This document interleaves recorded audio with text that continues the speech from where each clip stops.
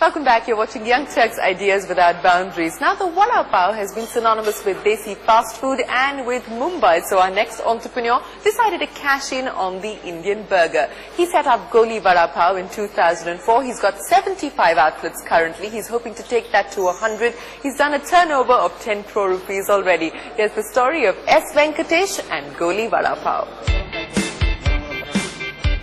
S. Venkatesh decided to cash in on the fast food frenzy, but with a desi twist. So he pit the Bombay burger or the humble street snack, the vada pav, against the MNC burger biggies. Giving this Maharashtrian staple a cool new branded avatar, Venkatesh launched his recipe to success, Goli vada pav, in 2004. Taking the brand name from colloquial Mumbai lingo, Venkatesh invested 1 crore rupees, set up a central kitchen and rented an outlet in suburban Mumbai to start up.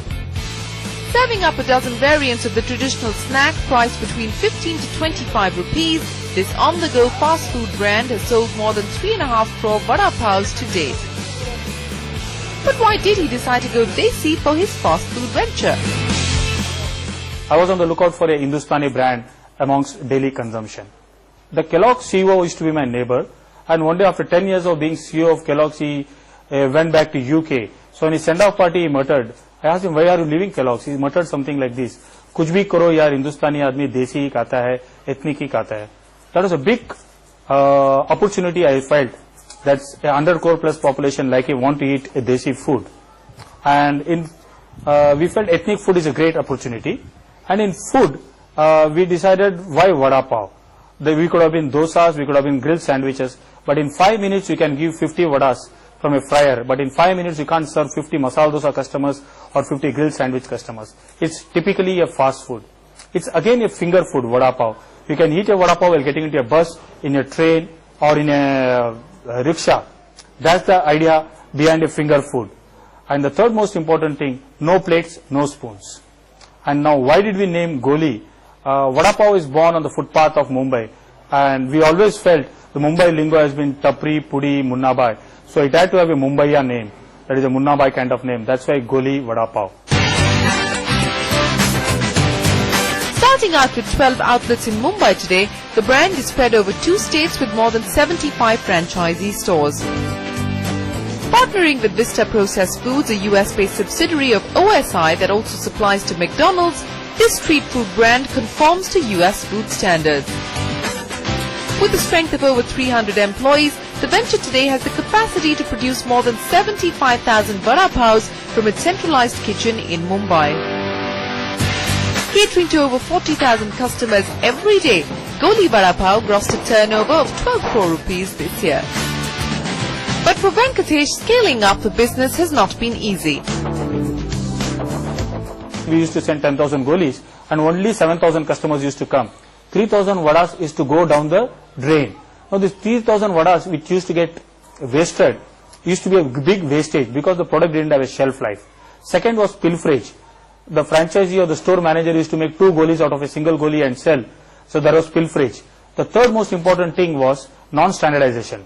Every time the chef or the cook changed, the product taste used to change. The fourth most important thing, price fluctuation used to eat us on the backside like anything. There used to be a huge amount of potato price change, besan price change, oil price changed. So we said we have to handle this particular problem which most of the food business in India is handling. And that's when we started working on technologies. And luckily for us, we tied up with an American supply chain company which makes burgers for the world's largest food manufacturing fast food chain.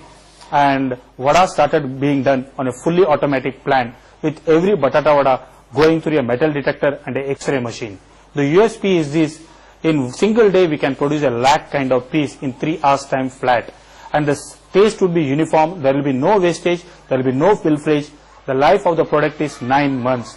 From here we can supply our golis and chutneys to all over India. That's the USP, standardization, fixed price contract, eliminating wastage and pilferage. With processes in place, Venkatesh is now stepping into newer territories. Traditional beverages and breakfast options are on the menu for its outlets across India, and he now plans to set up 100 stores by the end of the year. Exploring retail options in Tier 1 and Tier 2 cities, this young Turk is looking to raise capital for his venture. His vision is to create a 100 crore rupee business by 2015. If you look at entire country, we would like to divide it into the north zone, south zone and the west zone. And across India, I see 100 stores, which is around 1000 square feet, which is our landmark stores.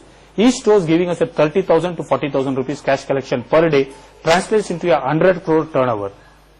Now there is a second range, that is a 200 square feet store, which we say will be 500 pan India at the first stage, which will give per store 10,000 rupees cash collection, which translates into an annual turnover of 180 to 200 crores.